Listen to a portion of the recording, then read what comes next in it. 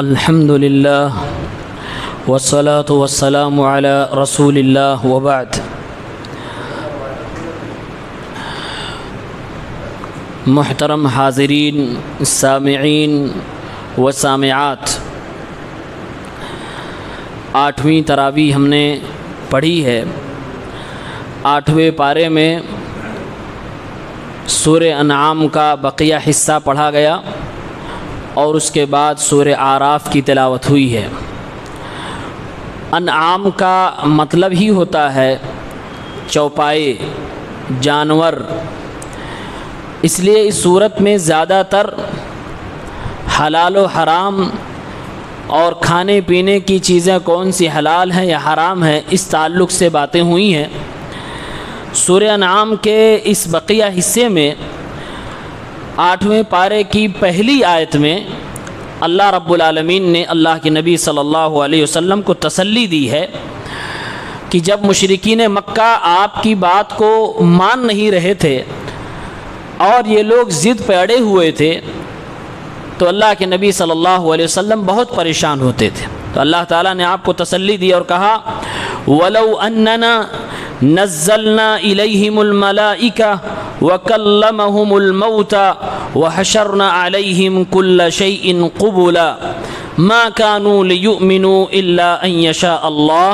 وَلَكِنَّ أَكْثَرَهُمْ يَجْهَلُونَ کہ اے نبی صلی اللہ علیہ وسلم، ان کے ضد اور ہٹ دھرمی کی وجہ سے آپ پریشان نہ ہوں۔ اگر ان کی طرف ہم فرشتوں کو بھی اتار دیتے اور مردے اپنی قبروں سے کھڑے ہو کر ان سے بات کرنے لگتے اور آپ کی نبوت کی گواہی مردے بھی دیتے، آسمان سے فرشتے آ کر یہ بھی دینے لگتے وَحَشَرْنَا عَلَيْهِمْ كُلَّ شَيْءٍ قُبُولًا، اور یہ لوگ جو نشانیاں، جو معجزات مانگ رہے ہیں وہ ساری کی ساری چیزیں میں ان کی آنکھوں کے سامنے لا کر رکھ دوں، مَا كَانُوا لِيُؤْمِنُوا، یہ ایمان پھر بھی نہیں لائیں گے۔ اس لیے آپ زیادہ پریشان نہ ہو، اللہ جسے ہدایت دے گا اسی کا سینہ اللہ کھولے گا اور اسی کو توفیق عنایت فرمائے گا کہ وہ حق اور ہدایت کو قبول فرمائے۔ وَلَكِنَّ أَكْثَرَهُمْ يَجْهَلُونَ، لیکن یہ اکثر و بیشتر جاہل ہیں۔ جہالت ایک ایسی بری بلا ہے جو ہمیشہ سے انسان کو ہدایت سے روک رکھتی ہے۔ اس لیے اگر ہدایت پہ آنا ہے تو جہالت کو ختم کرنا ضروری ہوگا۔ اس آیت سے اللہ تعالیٰ کہیں نہ کہیں یہ ہمیں پیغام دے رہا ہے کہ اسلام اور جہالت دونوں اپوزٹ چیز ہیں۔ اسلام میں کوئی جاہل ہو یہ اسلام کے تصور کے خلاف ہے۔ اگر کوئی جاہل ہے، چاہے وہ دینی علوم سے جاہل ہے یا دنیا ہی سے جاہل ہے، تو حقیقت میں وہ انسان صحیح مسلمان نہیں ہو سکتا ہے۔ اس لیے ہمیں آپ کو قرآن و سنت کی روشنی میں کم از کم اپنے دین کے بارے میں جاننا ضروری ہے۔ اس کے بعد اللہ تعالیٰ نے مشرکین مکہ کی 4 بے وقوفیوں کا تذکرہ کیا ہے، 4 ان کی حماقتوں کا بیان فرمایا ہے۔ یہ لوگ شرک کرتے تھے، کل بتایا گیا کہ شرک کرتے تھے، یہ ان کا بڑا گناہ تھا۔ اس سے بڑا گناہ ان کا یہ بن جاتا تھا کہ یہ لوگ اپنے شرک کو جائز ٹھہرانے کے لیے اللہ رب العالمین کی طرف جوڑ دیتے تھے کہ اللہ نے ایسا کرنے کے لیے کہا ہے۔ تو اس طرح کی 4 مثالیں اللہ نے دی۔ کہا ایک تو یہ جانور ذبح کرتے ہیں، اس پہ اپنے بتوں کا نام لیتے ہیں،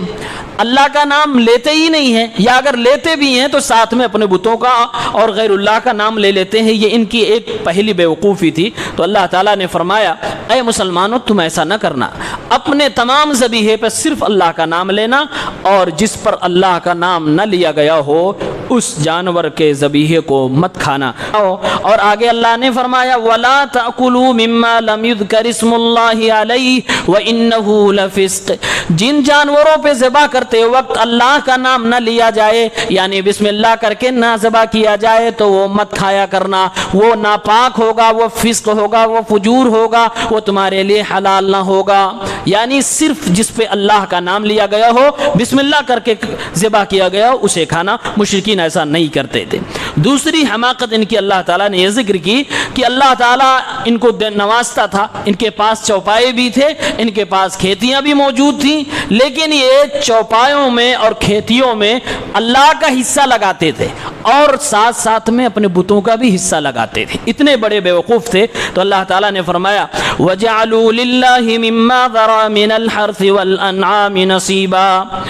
ان لوگوں کو اللہ نے جو جانور، جو چوپائے اور جو کھیتیاں عطا فرمائی تھیں اس میں یہ لوگ حصہ لگاتے تھے اللہ رب العالمین کے لیے اور کہتے تھے فقالوا هذا لله بزعمهم، یہ حصہ ہم نے اللہ کے لیے لگا دیا، وهذا لشركائنا، اور یہ حصہ ہم نے اپنے معبودوں کے لیے لگا دیا۔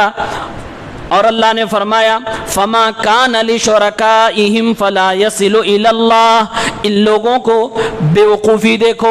اللہ کا بھی حصہ لگا رہے ہیں، مشرکین ہیں، بتوں کا بھی حصہ لگا رہے ہیں، لیکن دل میں محبت زیادہ بتوں کی ہے، اللہ کی محبت زیادہ نہیں ہے۔ اس لیے بے ایمانی کے طور پہ کیا کرتے تھے، اللہ نے فرمایا جو حصہ ان کے اپنے معبودوں کا ہوتا تھا، معبودان باطلہ کا ہوتا تھا، فلا یصل الی اللہ، اس میں سے ایک رتی بھی اللہ کے حصے میں نہیں ڈالتے تھے۔ وما کان للہ فہو یصل الی شرکائہم، اور جو اللہ کا حصہ ہوتا تھا اگر گھٹ جائے بتوں والے حصے میں تو اللہ والے میں سے اس میں ڈال دیتے تھے۔ ساء ما یحکمون، اللہ فرما رہا کتنا برا فیصلہ کرتے تھے، کتنا برا یہ لوگ حکم لگاتے تھے۔ انصاف ان کا دیکھیے، جو اللہ کے نام پہ حصہ کرتے تھے اسے یتیموں پر، غریبوں پر، بیواؤں پر خرچ کرتے تھے، یعنی جو سوشل افیئرس ہوتا ہے سماج سدھار کے لیے اس کو خرچ کرتے تھے، اور جو بتوں کے لیے خاص کرتے تھے اس کو آستانوں پہ بیٹھنے والوں کو، مجاوروں کے لیے خرچ کرتے تھے جو بتوں کی دیکھ ریکھ کرتے تھے۔ لیکن جب گھٹ جاتا تھا اور کبھی اس حصے میں پیداوار نہیں ہوتی تھی، مجاوروں کے لیے گھٹ جائے، بتوں والوں کے لیے گھٹ جائے تو اللہ والے میں سے نکال کے ان لوگوں پہ خرچ کر دیتے تھے۔ لیکن اگر کبھی الٹا ایسا ہو جائے کہ اللہ کا جو حصہ تھا یعنی یتیموں بیواؤں میں بانٹنے میں کم ہو جائے، یہاں پیداوار نہ ہو، تو اس میں سے ایک رتی بھی نکال کے ادھر نہیں دیتے تھے۔ یہ درشاتا تھا کہ ان لوگوں کے دلوں میں اللہ سے محبت نہیں ہے، یہ لوگ حقیقت میں مشرک ہے اور یہ لوگ بتوں سے زیادہ محبت کرتے ہیں۔ یہ ان کی دوسری بیوقوفی تھی۔ تیسری بیوقوفی یہ تھی، اور مشرک شخص یقیناً وہ بے وقوف ہوتا ہے، اس کے اندر انسانیت بھی نہیں ہوتی ہے، وہ کیا کر رہا ہوتا ہے اس کو اندازہ بھی نہیں ہوتا ہے۔ اللہ تعالیٰ نے فرمایا ان کی اتنی مت ماری گئی تھی کہ یہ اپنے بتوں کے لیے اپنی اولاد کو ذبح کر دیتے تھے، چڑھاوے کے طور پہ اپنی اولاد کو ذبح کر دیتے تھے، ان کو خوش کرنے کے لیے اپنے بچوں کو ذبح کر دیتے تھے۔ تو اللہ تعالیٰ فرما رہا ہے یہ ان کی بے وقوفی ہے۔ وَكَذَلِكَ زَيَّنَ لِكَثِيرٍ مِّنَ الْمُشْرِكِينَ قَتْلَ أَوْلَادِهِمْ شُرَكَاؤُهُمْ، اسی طریقے سے جو غیر اللہ کی یہ لوگ عبادت کیا کرتے تھے وہ تمام لوگوں نے ان کو اس بات پہ ابھار رکھا تھا کہ اپنی ہی اولاد کو قتل کریں تاکہ ان کو بھٹکا سکیں، تاکہ ان کا دین ان کے اوپر خراب کر سکیں۔ وَلَوْ شَاءَ اللَّهُ مَا فَعَلُوا، اگر اللہ چاہتا تو یہ کبھی بھی ایسا شرک نہ کر سکتے تھے، لیکن اللہ تعالیٰ نے انسانوں کو بھی اختیار دے رکھا ہے کہ تمہیں میں نے اچھا راستہ بھی دکھایا، برا راستہ بھی دکھایا، تم چاہو تو اچھائی پہ چلو، تو چاہو تو برائی پہ چلو، تمہاری اپنی مرضی ہے۔ اللہ زبردستی بندوں کے ساتھ نہیں کرتا ہے، بس سمجھاتا ہے، اپنے نبیوں کو بھیجتا ہے، اس کے بعد بھی اگر کوئی نہ مانے، برائی کا راستہ اختیار کرے تو اللہ زبردستی اس کے ساتھ نہیں کرتا۔ اس لیے فرمایا فَذَرْهُمْ وَمَا يَفْتَرُونَ، اے نبی ان کو ان کے حال پہ چھوڑ دیجئے، یہ لوگ جو اللہ کے اوپر جھوٹ باندھ رہے ہیں، شرک کر کر کے اس کو اللہ رب العالمین کا حکم لوگوں کو بتا رہے ہیں، تو ان کو اس کے حال پہ چھوڑ دیجئے، ان سے میں نپٹنے کے لیے کافی ہوں۔ اس کے علاوہ یہ لوگ ایک بے وقوفی اور کرتے تھے، جانوروں کو 3 حصوں میں انہوں نے بانٹ رکھا تھا۔ کہتے تھے یہ ایک قسم کا جانور ایسا ہے کہ جس پہ سواری نہیں کی جا سکتی ہے، جس کو کوئی کھا نہیں سکتا ہے، اور کہتے تھے کچھ جانور ہمارے ایسے ہیں جس پر کوئی سامان نہیں لے کر جا سکتے ہیں، یعنی اس کو استعمال نہیں کر سکتے ہیں، اور کچھ جانوروں کو خاص کر رکھا تھا جس پر یہ اللہ کا نام نہیں لیا کرتے تھے، اور یہ تینوں قسمیں بانٹتے تھے خود، یعنی کہ تینوں کی تینوں میں شرک کی ملاوٹ ہوتی تھی، اور شرک پورا کھلم کھلا یہ کرتے تھے، مالی عبادات میں شرک کیا کرتے تھے، اور اس کے اوپر یہ کہتے تھے افتراء علیہ، اللہ رب العالمین پر جھوٹ بھی باندھتے تھے کہ یہ سب جو ہم کر رہے ہیں یہ اللہ نے کرنے کے لیے کہا ہے، یہ رب العالمین کا حکم ہے۔ تو اللہ تعالیٰ نے فرمایا سَيَجْزِيهِمْ بِمَا كَانُوا يَفْتَرُونَ، یہ لوگ جو جھوٹ بول رہے ہیں، یہ جو اللہ پر جھوٹ باندھ رہے ہیں، جلد ہی اللہ رب العالمین ان کو بدلہ دے گا، جلد ہی اللہ ان کو سبق سکھائے گا۔ اللہ کے نبی صلی اللہ علیہ وسلم کو اللہ رب العالمین نے یہ ساری چیزیں بیان کر کے آپ کو آگاہ فرما دیا۔ یہ لوگ اتنے بڑے جرأت مند ہو گئے کہ شرک بھی کر رہے ہیں اور اس کو اللہ رب العالمین کی حکم بھی فرما رہے ہیں کہ اللہ نے ایسا کہا ہے. یہ ان کی بڑی جرأت مندی ہے. تو یہ مشرکین کی حماقت تھی, یہ ان کی بے وقوفی تھی. یہ لوگ کہا کرتے تھے کہ جانوروں کے پیٹ میں جو ہے, یعنی جو حمل سے جانور کوئی ہوتا تو بولتے تھے خالصتاً لذکورنا, یہ خالص ہمارے مردوں کے لیے, اور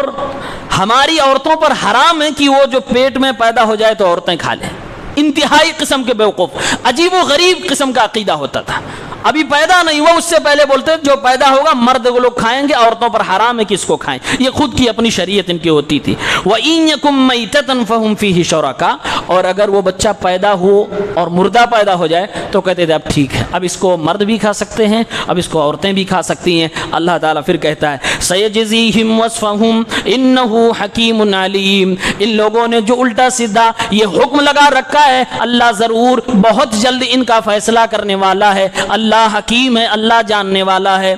ان سارے امور کو ذکر کرنے کے بعد اللہ تعالیٰ فرماتا ہے قد خسر الذین قتلوا اولادہم سفہا بغیر علم. وہ لوگ ناکام ہو گئے, وہ لوگ خسارے میں چلے گئے جن لوگوں نے بے وقوفی کو اختیار کرتے ہوئے بغیر کسی علم کے اپنی اولاد کو خود ذبح کر ڈالا, قتل کر ڈالا. وحرموا ما رزقہم اللہ افتراء علی اللہ, اور ان لوگوں نے خود ہی اللہ نے جو روزیاں ان کو عطا فرمائی تھی, چاہے کھیتیوں کے ذریعے سے چاہے جانوروں کے ذریعے سے, ان لوگوں نے اسے بتوں کے نام کر کے اپنے اوپر حرام کر لیا. انہوں نے اس کو بتوں کے نام پہ چھوڑ دیا. اللہ فرماتا ہے کہ یہ لوگ جو ایسا کر رہے ہیں یہ یقیناً خسارے میں, نقصان میں ہے. وما کانوا مہتدین, یہ ہدایت یافتہ لوگ نہیں ہے. لیکن افسوس یہ ہے آج مسلمانوں کا ایک بڑا طبقہ وہ سارے کام کر رہا ہے جو مشرکین مکہ کیا کرتے تھے. مالی عبادت میں تھوک کے حساب سے شرک کر رہا ہے, اسے وہ نظر و نیاز غیر اللہ کے لیے مان رہا ہے,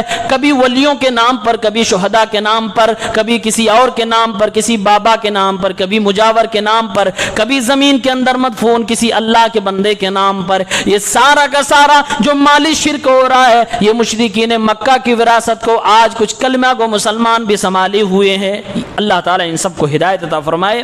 اس کے بعد آیت نمبر 141 میں اللہ رب العالمین نے کھیتی باڑی کرنے والے لوگوں کو حکم دیا ہے کہ تم زکوٰۃ نکالا کرو, اور فرمایا کلوا من ثمرہ اذا اثمر وآتوا حقہ یوم حصادہ. اگر تم کھیتی باڑی کرتے ہو, پھل فروٹ اگاتے ہو, اناج غلہ اگاتے ہو تو کھاؤ پیو جب وہ پودا اگ جائے, تیار ہو جائے. وآتوا حقہ یوم حصادہ, اور ہر کھیتی میں ہر اناج میں اللہ کا حق ہوا کرتا ہے, اسے جس دن تم کاٹو اسی دن وہ اللہ کا حق نکال دیا کرو. ولا تسرفوا انہ لا يحب المسرفین, فضول خرچی نہ کیا کرو, اللہ فضول خرچی کرنے والوں کو پسند نہیں کیا کرتا. جس دن کاٹو اسی دن اسے نکال دو. اسی لیے گلے کے تمام زکوٰۃ میں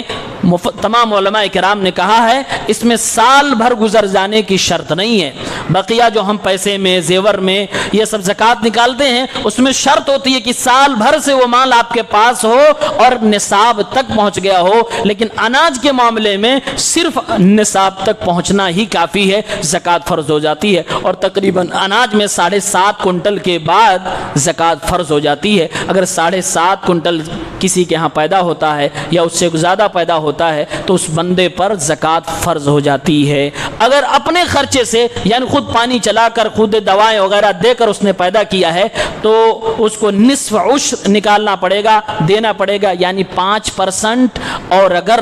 قدرتی پانی سے بغیر کسی خرچ کے پیدا ہوا ہے تو 10% عشر نکالنا پڑے گا. یہ اناج کے زکوٰۃ کے حوالے سے اللہ تعالیٰ نے کہے. پھر اس کے بعد اللہ رب العالمین نے 10 وصیتیں کی ہیں, 10 ہم لوگوں کو نصیحتیں کی ہیں. آیت نمبر 151 سے لے کر 153 تک فرمایا اللہ رب العالمین نے, بڑا پیارا اسلوب ہے, اے نبی آپ لوگوں کو بلائیے اور کہیے, یہ باتیں ان کو سمجھائیے کہ اللہ تعالیٰ کیا کہہ رہا ہے. تو آئیے ہم اور آپ بھی سنتے ہیں اللہ تعالیٰ کیا کہہ رہا ہے. فرمایا اللہ تعالیٰ نے قُلْ تَعَالَوْا أَتْلُ مَا حَرَّمَ رَبُّكُمْ عَلَيْكُمْ, اے نبی آپ یہ کہیے آؤ اے انسانوں آؤ میں تمہیں وہ باتیں بتلاؤں جو اللہ رب العالمین مجھے بتلاتا ہے، آؤ میں تمہیں یہ بتاؤں کہ اللہ تعالیٰ نے تم پر کیا کیا چیزیں حرام کی ہیں تاکہ تم اس سے بچ سکو۔ اللہ نے فرمایا اللہ تشرکو بہ شیئا، اللہ نے تمہارے اوپر حرام قرار دیا ہے کہ تم شرک کرو، اللہ کی عبادت میں، اللہ کی ذات میں، اس کے اسماء و صفات میں کسی کو شریک نہ ٹھہرانا، وبالوالدین احسانا، اور ماں باپ کے ساتھ حسن سلوک کرنا، ولا تقتلوا اولادکم من املاق نحن نرزقکم وإیاہم، اور اے مسلمانوں کبھی بھی تنگی کی وجہ سے، پیسے کی وجہ سے، مال اور خرچے کی وجہ سے اپنی اولاد کو قتل نہ کرنا، جیسے ہم تمہیں روزیہ دے رہے ہیں ویسے تمہاری آنے والی اولاد کو بھی روزیہ دیں گے۔ اس آیت پر رک کر ذرا غور کر لیجئے، آج مسلمانوں میں بہت سارے لوگ ایسے ہیں جو یہ بات مان چکے ہیں کہ ہم زیادہ بچے نہیں پیدا کریں گے، ایک یا دو اسی پر ہم اکتفا کریں گے، اور اس کے بعد وہ نہ جانے کیسے کیسے حربے استعمال کر کے بچوں کی پیدائش کو روک رہے ہیں۔ اللہ رب العالمین نے اس چیز کو حرام قرار دیا ہے، اور نبی سے کہا ہے اے نبی اپنے امت کے لوگوں کو بلا کر یہ بتائیے کہ اللہ نے یہ چیز حرام کر دیا ہے۔ اس لیے ہمیں کہا جا رہا ہے، بتایا جا رہا ہے لا تقتلوا اولادکم من املاق، اے مسلمانوں کبھی بھی خرچے کی وجہ سے، تنگ دستی کی وجہ سے، غریبی کی وجہ سے اپنی اولاد کو قتل نہ کرنا۔ اور اولاد کو قتل کرنا کیا ہے یہ آج اس دور میں ہم اچھی طرح سے جانتے ہیں، مختلف طریقے سے لوگوں کو قتل کیا جا رہا ہے، بچوں کو قتل کیا جا رہا ہے۔ پہلے زمانے میں مشرکین مکہ بچوں کو پیدا تو ہونے دیتے تھے، 6 سال کی عمر میں تقریباً پہنچ جانے کے بعد ان کو پھر زندہ دفن کیا کرتے تھے۔ آج کا مسلمان تو مشرکین سے بھی زیادہ بڑا گنہگار ہو گیا، پیدا ہی ہونے نہیں دیتا، 6 سال کی زندگی بھی انہیں جینے نہیں دیتا، ماں کے پیٹ میں ہی بچی سمجھ کر، یا پھر 2 سے زیادہ نہیں چاہیے، ماں کے پیٹ میں ہی مار ڈالتا ہے۔ اللہ تعالیٰ نے قیامت کے دن پوچھے گا وَإِذَا الْمَوْءُودَةُ سُئِلَتْ بِأَيِّ ذَنبٍ قُتِلَتْ، اس طرح کے تمام بچوں کو اللہ پوچھے گا تمہارا کیا جرم تھا، تمہاری کیا غلطی تھی، کیوں تمہارے ماں باپ نے قتل کر دیا تمہارا، کیوں تمہاری جان لے لی۔ اس وقت اگر بچی اپنے ماں باپ کے خلاف، اگر وہ بچے اپنے ماں باپ کے خلاف گواہی دے دیے اے اللہ میرا کوئی جرم نہیں تھا، میرے باپ نے یا میری ماں نے دنیا کے رسم و رواج میں پھنس کر میرا قتل کیا، میری زندگی چھینی، مجھے دنیا میں آنے نہیں دیا، آپ ذرا سوچیں خود کے بچے اللہ کی عدالت میں ہمارے خلاف کھڑے ہو جائیں گے، ہمارا کیا بنے گا۔ اس لیے اللہ نے فرمایا اے مسلمانوں کبھی بھی اپنے بچوں کو قتل نہ کرو، اور اگر تم یہ ڈرتے ہو کہ تمہیں کون خرچہ دے گا، بچے زیادہ ہو جائیں گے، کیسے کھلائیں گے، اللہ جو رازق ہے روزی دینے والا فرماتا ہے نحن نرزقکم وإیاہم، ہم جیسے تمہیں کھلا رہے ہیں ویسے تمہارے بچوں کو بھی کھلائیں گے، ہم اگر پیدا کر رہے ہیں، ہم تمہارے گھر میں اسے جگہ دے رہے ہیں تو ایسے ہی تمہاری روزیوں کو بھی بڑھا دیں گے، تمہیں گھبرانے کی ضرورت نہیں ہے۔ کبھی بھی اس بہانے سے اپنے بچوں کو قتل نہ کریں۔ اور آگے اللہ نے فرمایا وَلَا تَقْرَبُوا الْفَوَاحِشَ مَا ظَهَرَ مِنْهَا وَمَا بَطَنَ، اے میرے بندو تم کبھی بھی فحش چیزوں کے قریب نہ جانا، چاہے وہ ظاہری فحش ہو یا اندرونی فحش ہو، زبان کا فحش ہو یا پھر دیکھنے کا فحش ہو، کسی بھی طرح کی فحش کی چیزوں کے قریب بھی نہ جانا۔ وَلَا تَقْتُلُوا النَّفْسَ الَّتِي حَرَّمَ اللَّهُ إِلَّا بِالْحَقِّ، اور اے میرے بندو کبھی بھی کسی کو ناحق قتل نہ کرنا، کسی کے اوپر چھری نہ اٹھانا، کسی کے اوپر تلوار و بندوق نہ اٹھانا۔ ذَلِكُمْ وَصَّاكُمْ بِهِ لَعَلَّكُمْ تَعْقِلُونَ، اللہ تعالیٰ ان باتوں کی تمہیں وصیت کر رہا ہے تاکہ تم سمجھ جاؤ۔ وَلَا تَقْرَبُوا مَالَ الْيَتِيمِ إِلَّا بِالَّتِي هِيَ أَحْسَنُ حَتَّى يَبْلُغَ أَشُدَّهُ، اور اے مسلمانوں کبھی کسی بھی یتیم کے مال کو ہڑپنے کی کوشش نہ کرنا، بری نیت سے کبھی بیوہ کے مال پہ ہاتھ نہ لگانا، کبھی یتیم کے مال پہ ہاتھ نہ لگانا۔ ہاں اگر اس کے لیے کچھ بھلا کر سکتے ہو تو بھلا کرو، جب وہ بڑا ہو جائے تو اس کا مال اسے واپس کر دو۔ وَأَوْفُوا الْكَيْلَ وَالْمِيزَانَ بِالْقِسْطِ، اور اے میرے بندو تم تجارت و کاروبار بھی کرتے ہو، تم کبھی بھی ناپ تول میں کمی نہ کرنا، کبھی بےمانی نہ کرنا، ہمیشہ ایمانداری سے کاروبار کرنا، تجارت کرنا۔ پھر آگے اللہ فرما رہا ہے لا نکلف نفسا الا وسعها، کوئی بندہ یہ بہانہ نہ بنائے اللہ کیا کیا حرام کر رہا ہے، ہم تو یہ سارا کام نہیں کر پائیں گے۔ فرمایا ہم کسی بندے کو وہ حکم دیتے ہی نہیں جو بندے کے بس میں نہ ہو، ہم تو وہی تمہیں کہہ رہے ہیں جو تمہارے بس کی بات ہے، یہ سارے کے سارے کام تم کر رہے ہو۔ وَإِذَا قُلْتُمْ فَعْدِلُوا وَلَوْ كَانَ ذَا قُرْبَى، اور اے میرے بندو جب تم اپنی زبان کھولنا، کبھی تم سے کوئی مشورہ مانگ لے، کبھی کوئی تمہیں فیصلہ کرنے کے لیے بلا لے تو ہمیشہ انصاف سے کام لینا، ہمیشہ تم انصاف کی بولی بولنا۔ وَلَوْ كَانَ ذَا قُرْبَى، گرچہ تمہارے انصاف کی تلوار تمہارے بھائیوں پر چل جائے، تمہارے رشتہ داروں پہ چل جائے، لیکن انصاف کا دامن نہ چھوڑنا۔ وَبِعَهْدِ اللَّهِ أَوْفُوا، اور اللہ کا جو وعدہ تم لے کر آئے ہو اللہ کے وعدے کو کبھی نہ توڑنا، ہمیشہ اللہ کے وعدے کو پورا کرنا۔ ذَلِكُمْ وَصَّاكُمْ بِهِ لَعَلَّكُمْ تَذَكَّرُونَ، یہ اللہ کی وصیتیں ہیں، یہ اللہ کی نصیحتیں ہیں تاکہ تم یاد کرو، تاکہ تم نصیحت حاصل کرو۔ اس کے بعد 10ویں نمبر پہ اللہ تعالیٰ فرماتا ہے وَأَنَّ هَذَا صِرَاطِي مُسْتَقِيمًا فَاتَّبِعُوهُ وَلَا تَتَّبِعُوا السُّبُلَ فَتَفَرَّقَ بِكُمْ عَنْ سَبِيلِهِ ذَلِكُمْ وَصَّاكُمْ بِهِ لَعَلَّكُمْ تَتَّقُونَ، اور اے میرے بندو، اے نبی اپنی امت کے لوگوں سے کہہ دیجئے یہی میرا راستہ ہے جو صراط مستقیم ہے، اسی نبوی راستے پہ چلو، اسی نبوی منہج پہ چلو، اسی کی اتباع کرو۔ 4 راستوں، 5 راستوں، 10 راستوں پہ تمہیں چلنے کی ضرورت نہیں، الگ الگ راستوں پہ چلو گے فتفرق بکم عن سبیلی، تو وہ الگ الگ راستے تمہیں صحیح راستے سے بھٹکا دیں گے، تمہیں افتراق میں، تمہیں انتشار میں ڈال دیں گے۔ پھر اللہ فرما رہا ذالکم وصاکم بہ، یہ تمہارے رب کی تمہارے لیے نصیحتیں ہیں، لعلکم تتقون، تاکہ تم تقوی اختیار کرو۔ اللہ تعالیٰ کچھ نصیحتیں کرنے کے بعد فرماتا ہے کہ اللہ یہ نصیحت کر رہا تاکہ سمجھ جاؤ، پھر کچھ نصیحتیں کرنے کے بعد فرماتا ہے یہ اللہ نصیحتیں کر رہا تاکہ تم یاد کر لو، پھر کچھ نصیحت کرنے کے بعد فرماتا ہے یہ اللہ نصیحت کر رہا ہے تاکہ تم تقوی اختیار کر لو۔ یہ اللہ رب العالمین نے اپنے نبی سے کہا کہ آپ اپنے لوگوں کو بلائیے اور کہیے، ان کو بتائیے کہ اللہ نے کیا کیا چیزیں تمہارے لیے حرام قرار دی ہیں۔ یہ 10 چیزیں، 10 وصیتیں، نصیحتیں اللہ کی طرف سے ہیں جو آپ تک میں نے پہنچا دی۔ اس کے بعد سورہ انعام کی سب سے آخری آیت میں اللہ تعالیٰ نے فرمایا ہے جس کو جو دے دیا ہے ہم نے اس میں اس کی آزمائش ہے۔ اگر آپ کو اللہ نے غریب بنایا تو غریبی میں آپ کی آزمائش، اگر اللہ نے آپ کو امیر بنا دیا تو آپ کی امیری میں اللہ نے آپ کو آزمائے گا، اگر اللہ نے آپ کو خوبصورت بنایا تو آپ کی خوبصورتی میں آزمائش ہے، اگر اللہ نے بدصورت بنایا تو بدصورتی میں آزمائش ہے، بیماری میں آزمائش ہے، تندرستی میں آزمائش ہے، جو اللہ نے دے رکھا ہے اسی میں ہمیں آزما رہا ہے، کیونکہ دنیا آزمائش کی جگہ ہے، پیدا ہی کیے گئے ہیں امتحان دینے کے لیے۔ فرمایا اللہ تعالیٰ نے وَهُوَ الَّذِي جَعَلَكُمْ خَلَائِفَ الْأَرْضِ، وہی اللہ ہے جس نے تمہیں زمین کا خلیفہ بنا دیا، تمہارے پرکھے چلے گئے پھر تمہیں پیدا فرما رہا ہے۔ وَرَفَعَ بَعْضَكُمْ فَوْقَ بَعْضٍ، بعض کو بعض پہ فوقیت دے رہا ہے، کسی کو امیر، کسی کو غریب، کسی کو پڑھا لکھا، کسی کو جاہل، کسی کو مالدار اور کسی کو صحت مند، کسی کو بیمار، کسی کو خوبصورت، کسی کو بدصورت بنا رہا ہے۔ فرما اللہ رب العالمین کہہ رہا ہے وَرَفَعَ بَعْضَكُمْ فَوْقَ بَعْضٍ دَرَجَاتٍ لِيَبْلُوَكُمْ فِي مَا آتَاكُمْ، اللہ تعالیٰ یہ سب اس لیے کر رہا ہے کہ جو اللہ نے تمہیں دے دیا اسی میں تمہیں آزمائے۔ ان ربک سریع العقاب، یقیناً تمہارا رب بہت جلد سزا دینے والا، حساب کرنے والا ہے۔ وَإِنَّهُ لَغَفُورٌ الرحیم، اور تمہارا رب بڑا غفور بھی ہے، بڑا رحم کرنے والا بھی ہے۔ یہاں پر آ کر سورہ انعام ختم ہو جاتی ہے، اس کے بعد سورہ اعراف شروع ہوتی ہے۔ اعراف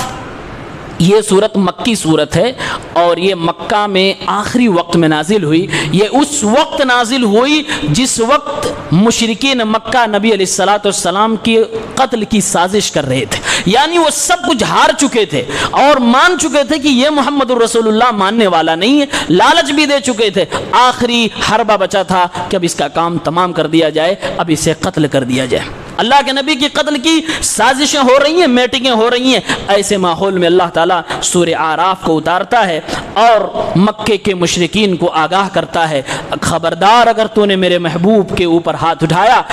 پہلے کے لوگوں کو ہم نے تباہ کیا ہے، تمہاری بھی تباہی قریب ہوگی اگر میرے محبوب کے اوپر تم نے ہاتھ اٹھایا۔ اس لیے اللہ تعالیٰ نے اس طرح کی آیتیں اس صورت میں اتاری، اور شروع کی چوتھی پانچویں آیت میں ہی اللہ نے فرما دیا وَكَم مِّن قَرْيَةٍ أَهْلَكْنَاهَا فَجَاءَهَا بَأْسُنَا بَيَاتًا أَوْ هُمْ قَائِلُونَ فَمَا كَانَ دَعْوَاهُمْ إِذْ جَاءَهُمْ بَأْسُنَا إِلَّا أَن قَالُوا إِنَّا كُنَّا ظَالِمِينَ۔ بہت سارے ایسے گاؤں گزرے ہیں، بہت ساری ایسی قومیں گزر گئیں جن کو ہم نے برباد کر دیا، جن کو ہم نے ہلاک کر دیا۔ وہ لوگ غفلت کی نیند میں سوئے ہوئے تھے، کچھ قومیں رات کو سوئی ہوئی تھیں، صبح نیند کھلتی ہے تو اللہ کا عذاب آیا ہوا ہے، کچھ لوگ دوپہر میں آرام کر رہے ہیں، نیند کھلی تو اللہ کا عذاب آیا ہوا ہے۔ اللہ فرماتا ہے جب ہم نے ان کو اپنے عذاب کے چپیٹے میں لیا تو ان کو کوئی بننا پڑا، کوئی جواب نہیں مل رہا تھا، وہ اپنی زبان سے خود کہہ رہے تھے انا کننا ظالمین، ہم ہی ظلم کرنے والے، ہم ہی گنہگار تھے، جس کی وجہ سے اللہ کا عذاب آ گیا۔ اللہ سمجھا رہا ہے اے مشرکین مکہ، میرے رسول کے اوپر ہاتھ نہ اٹھانا ورنہ تمہیں بھی برباد کر سکتا ہوں، تمہیں بھی اپنے عذاب کے چپیٹے میں لے سکتا ہوں۔ پھر اس کے بعد اللہ تعالیٰ شروع سے آدم علیہ السلام سے لے کر کہانی شروع کر کے مشرکین مکہ کو سمجھا رہا ہے کہ کیسے آدم کو پیدا کیا، پھر اس کے بعد فرشتوں کو کہا سجدہ کرو، سجدہ کیا، ابلیس نے نہیں کیا، اور ابلیس نے مہلت مانگی کہ مجھے تو نکال رہے ہو جنت سے، مجھے موقع دو، قیامت تک میں انسانوں کو ایک ایک کر کے بہکاؤں گا، اور ایسے بہکاؤں گا کہ کوئی بھی راستہ نہیں چھوڑوں گا جس راستے پر میرے اپنے کارندے، میرے اپنے چیلے چپاٹے نہ بیٹھے ہوں، اور اللہ تیرے بندوں کو میں ضرور بہکاؤں گا۔ اللہ تعالیٰ نے ابلیس اور اللہ تعالیٰ کے درمیان جو بات ہوئی ہے اس بات کو قرآن میں آیت نمبر 18 میں نقل کیا ہے کہ ابلیس کہتا ہے اللہ سے قال انظرنی الی یوم یبعثون، اے اللہ تو مجھے موقع مہلت دے دے جب لوگوں کو دوبارہ اٹھایا جائے گا، یعنی قیامت تک کا موقع دے دے۔ قال انک من المنذرین، اللہ نے ابلیس کی دعا یہ قبول کر لی اور فرمایا جا تجھے مہلت میں نے دے دی۔ پھر ابلیس بولتا کہتا ہے فبما اغویتنی لاقعدن لهم صراطک المستقیم، اے اللہ رب العالمین مجھے تو نے راہ دے درگاہ کیا، آدم کی وجہ سے میں دھتکارا گیا، اے اللہ اب میں صراط مستقیم کے راستے پہ جا کے بیٹھوں گا اور اپنا ڈیرا لگاؤں گا، لوگوں کو صراط مستقیم پہ نہیں آنے دوں گا۔ ثم لآتینہم من بین ایدیہم، میں ان کے سامنے سے بھی بہکانے کے لیے آؤں گا، ومن خلفہم پیچھے سے بھی آؤں گا، وعن ایمانہم دائیں جانب سے بھی آؤں گا، وعن شمائلہم بائیں جانب سے بھی آؤں گا، ولا تجد اکثرہم شاکرین، اے اللہ جب ان تیرے بندوں کو میں چاروں طرف سے بہکاؤں گا پھر ان میں سے تو اکثر کو پائے گا کہ تیرے ناشکرے ہوں گے، زیادہ تر لوگ تیرا شکریہ نہیں ادا کریں گے۔ اللہ تعالیٰ فرماتا ہے قال خرج منها مذءوما مدحورا، اے ابلیس نکل جا، رادے درگاہ ہو جائے، تجھ تیرے اوپر میری لعنت برسے، تو یہاں سے نکل جا۔ لمن تبعک منہم لأملأن جہنم منکم اجمعین، سن لے تو اور جو بھی تیری پیروی کرے گا میرے بندوں میں سے بھی سب لوگوں کو ملا کر میں جہنم بھر دوں گا، یاد رکھنا تجھے اور تیرے تمام پیروکاروں کو میں جہنم میں ڈالوں گا۔ یہ اللہ تعالیٰ نے آگاہ فرما دیا ہمیں اور آپ کو کہ ابلیس کی پیروی نہ کرنا، شیطان کے نقش قدم پہ نہ چلنا۔ قرآن میں کئی جگہ کہا گیا شیطان تمہارا دشمن ہے، یہی دشمنی اللہ تعالیٰ بتا رہا ہے کہ وہ تو آیا ہی ہے آپ کو بہکانے کے لیے، اور اس کا بہکانے کا راستہ کوئی ایک نہیں ہے کہ راستے کی 5 گلیاں ہیں، اس گلی میں شیطان ملے گا باقی 4 میں نہیں۔ اللہ تعالیٰ سے کہہ کے آیا ہر گلی میں میرے بندے ہوں گے، ہر جگہ ہر طریقے سے میں بہکاؤں گا، دیکھتا ہوں یہ آدم کی اولاد کتنا بچتا ہے۔ تو چیلنج ہے شیطان کا ہمارے اور آپ سے، ہمیں اور آپ کو اللہ والا بننا ہے۔ اس کے بعد اللہ رب العالمین نے 4 ندائیں لگائی ہیں، یعنی 4 messages for all women beings, تمام انسانیت کے لیے 4 بار اللہ تعالیٰ نے فرمایا یا بنی آدم، اے آدم کی اولاد۔ جب ابلیس نے کہا چیلنج کیا تب اللہ تعالیٰ اب مسلمانوں کو صرف نہیں کہہ رہا یا انسان کہہ کے نہیں پکار رہا، اللہ تعالیٰ ہمیں اور آپ کو کہہ رہا یا بنی آدم، اے آدم کی اولاد، یعنی دماغ میں رہے دشمنی ابلیس کی آدم سے تھی، تمہیں بھی بھگتنی پڑے گی۔ لہٰذا اللہ یاد دلا رہا ہے اے آدم کی اولاد، 4 بار اللہ نے کہا ہے۔ آئیے دیکھتے اللہ تعالیٰ چاروں بار کیا فرماتا ہے۔ فرمایا اللہ رب العالمین نے یا بنی آدم قد انزلنا علیکم لباسا یواری سوآتکم وریشا، اے آدم کی اولاد ہم نے تمہارے لیے لباس اتارے ہیں تاکہ تمہاری شرمگاہیں چھپ سکیں، اور تمہارے لیے لباس اس لیے بھی اتارے ہیں تاکہ تمہیں خوبصورتی ملے، زینت ملے۔ وَلِبَاسُ التَّقْوَى، اور تقوی کا بھی ایک لباس ہوتا ہے کہ اپنی نگاہوں کو جھکائے رکھنا، اپنے آپ کی حفاظت کرنا۔ یہ آدم کی اولاد کہہ کر اللہ تعالی ہمیں بتا رہا ہے کہ اے آدم کی اولاد، تمہارے باپ کو، تمہاری ماں کو، آدم و حوا کو ابلیس نے جنت میں ننگا کر دیا تھا۔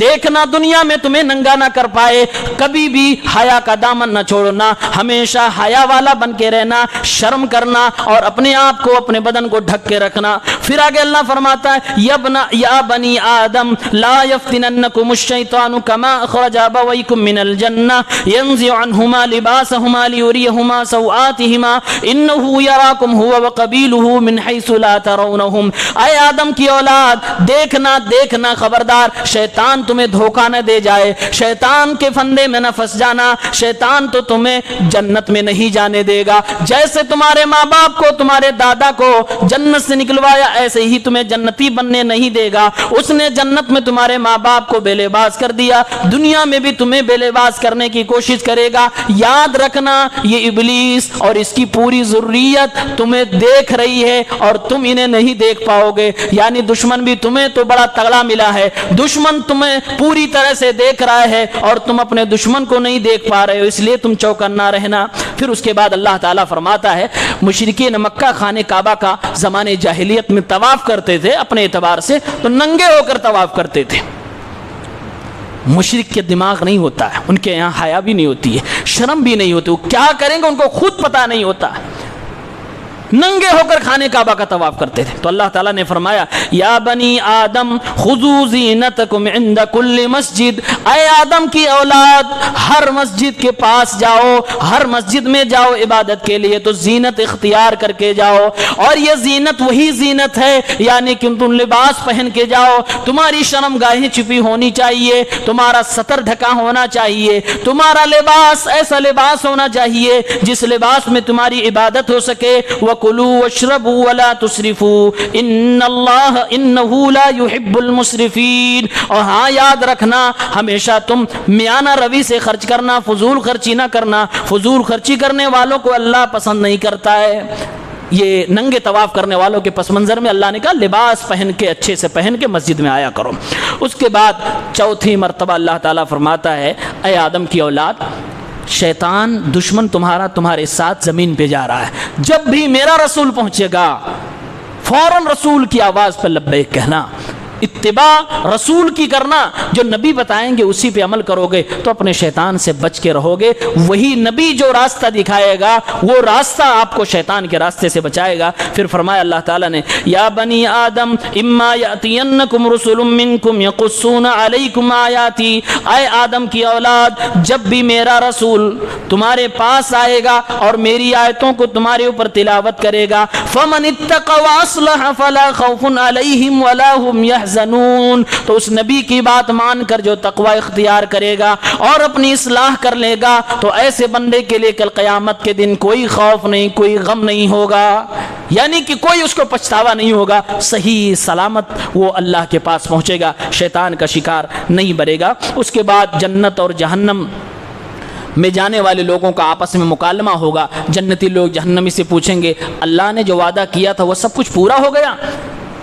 اور پھر جہنمی لوگ جنتیوں سے پانی مانگیں گے، نہیں ملے گا، وہ پوری تفصیل موجود ہے، اور اصحاب اعراف کا تذکرہ بھی موجود ہے کہ کچھ لوگ ایسے بھی ہوں گے نہ جنت میں جائیں گے نہ جہنم میں جائیں گے، ان کے گناہ اور ثواب نیکیاں دونوں برابر ہوں گے، بیچ میں روک دیے جائیں گے۔ یہ ایک بار جنتیوں کو دیکھیں گے، ایک بار جہنمیوں کو دیکھیں گے، جب جہنمیوں کو دیکھیں گے تو کہیں گے اے اللہ رب العالمین لا تجعلنا مع القوم الظالمین، ان ظالموں میں مجھے مت ڈالنا، میں ان کے ساتھ نہیں رہنا چاہتا، یعنی جہنمی مجھے نہ بنانا۔ پھر جب جنتیوں کو دیکھیں گے تو اللہ سے دعا کریں گے اللہ ہمیں بھی عطا فرما دے۔ اخیر میں مفسرین کا قول ہے کہ یہ لوگ جنت میں ڈال دیے جائیں گے، اللہ رب العالمین اپنے فضل و کرم سے اصحاب اعراف کو جنت میں ڈال دے گا۔ پھر سب سے اخیر میں 8ویں پارے کے آخری 2 پیج میں اللہ تعالیٰ پرانی قوموں کا ذکر فرما رہا ہے، کیوں؟ یہ صورت کب نازل ہوئی؟ جب نبی کے قتل کی سازش رچی جا رہی تھی۔ تو اللہ تعالیٰ پرانی قوموں کا تذکرہ فرما رہا ہے کہ خبردار محمد الرسول اللہ کو تم مارنے کی کوشش نہ کرنا، ورنہ دیکھو نوح کی قوم کو کیسے ہم نے برباد کیا، دیکھو ہم نے ہود کی قوم کو، ہم نے قوم سمود کو، قوم لوط کو، قوم شعیب کو، 5 قوموں کا تذکرہ اللہ نے فرمایا اور ان کے اوپر آئے ہوئے عذاب کا تذکرہ فرمایا۔ کہا نوح کی قوم کو ہم نے سمندر کے حوالے کر دیا، پانی میں ڈبو کے مار دیا۔ عاد کی قوم کے اوپر ہم نے ایسا عذاب بھیجا کہ ان کی ساری عقل اکھڑ گئی، ان کا سارا غرور ختم ہو گیا، سب کے سب مارے گئے اور ایسے پڑے تھے زمین پر جیسے لگ رہا تھا پیڑ اکھڑ اکھڑ کے پڑے ہوئے ہیں۔ اور قوم سمود کے اوپر ہم نے ایسا زلزلہ بھیجا کہ زمین پر پڑے ہوئے ہیں، کوئی کسی کو پوچھنے والا نہیں۔ قوم لوط کے اوپر بھی ہم نے اپنا عذاب بھیجا تو ان کو زمین سے اٹھا کر آسمان پر فرشتے لے گئے اور آسمان سے ان کو زمین پر الٹا پٹک دیا گیا، بہت خطرناک عذاب دیا گیا۔ قوم شعیب جو بیمان بھی تھی، اللہ تعالیٰ نے اس کے اوپر بھی زلزلہ نازل فرمایا۔ یہ 5 قوموں کا تذکرہ اللہ تعالیٰ نے کیا ہے اور 5 قوموں میں ایک کامن برائی تھی جس برائی کا اللہ نے تذکرہ فرمایا۔ قوم شعیب کے لوگ بےمانی کرتے تھے، قوم لوط کے لوگ بے حیائی اور فحاشی میں مبتلا تھے، قوم عاد کے لوگ شرک کرتے تھے، نوح والے شرک کرتے تھے، قوم سمود والے بھی شرک کرتے تھے۔ اللہ تعالیٰ نے کہا ان 5 میں ایک کامن جو برائی تھی، ہر نبی نے جس سے ان کو روکا تھا، وہ برائی کیا تھی؟ یا قوم اعبدوا اللہ ما لکم من الہ غیرہ، اے میری قوم کے لوگوں اللہ کی عبادت کرنا، تمہارا اللہ کے علاوہ کوئی اور معبود برحق نہیں، کوئی اور نہیں جو عبادت کے لائق ہے، صرف اسی ایک اللہ کی عبادت کیا کرنا۔ یہ وہ برائی تھی کہ یہ لوگ ایک اللہ کی عبادت کو چھوڑ کر شرک میں مبتلا تھے، اس لیے ہر نبی نے اپنی قوم کے لوگوں سے یہی کہا۔ اللہ تعالیٰ یہ شرک کے تذکرہ کرنے کے بعد مشرکین مکہ کو آگاہ کر رہا ہے، تم بھی شرک میں مبتلا ہو، تمہارے بھی ایک نہیں سینکڑوں معبود ہیں اللہ کو چھوڑ کر، دیکھو ان کا جرم کیا تھا، پھر سزا کیا تھی، تم ابھی سنبھل سکتے ہو، تمہارے پاس ابھی موقع ہے۔ پھر یہیں پر جا کر اللہ کے نبی صلی اللہ علیہ وسلم کو تسلی ملتی ہے کہ اللہ تعالیٰ آپ کی حفاظت کرے گا، اور آپ کو کہا جا رہا ہے اے نبی صلی اللہ علیہ وسلم، آپ صلی اللہ علیہ وسلم انتظار کریں، آپ کا یہ لوگ کچھ کر نہیں پائیں گے، اللہ رب العالمین ان کے لیے کافی ہے۔ اور قرآن کے پڑھنے والوں کے لیے عبرت اور نصیحت کے طور پر اللہ نے واقعات بیان کر دیے کہ جو یہ جرم کریں گے ان کو یہ سزائیں ملیں گی۔ پر یہیں پر آ کر یہ سورہ انعام 8واں پارہ ختم ہوتا ہے۔ اللہ تعالیٰ ہم سب کو شرک جیسے عظیم گناہ سے محفوظ رکھے، الہ العالمین قرآن پڑھنے کی توفیق دے، اور قرآن میں جو قصص و واقعات آئے ہیں ہمیں اس سے نصیحت حاصل کرنے کی توفیق دے، آمین یا رب العالمین۔ والسلام علیکم۔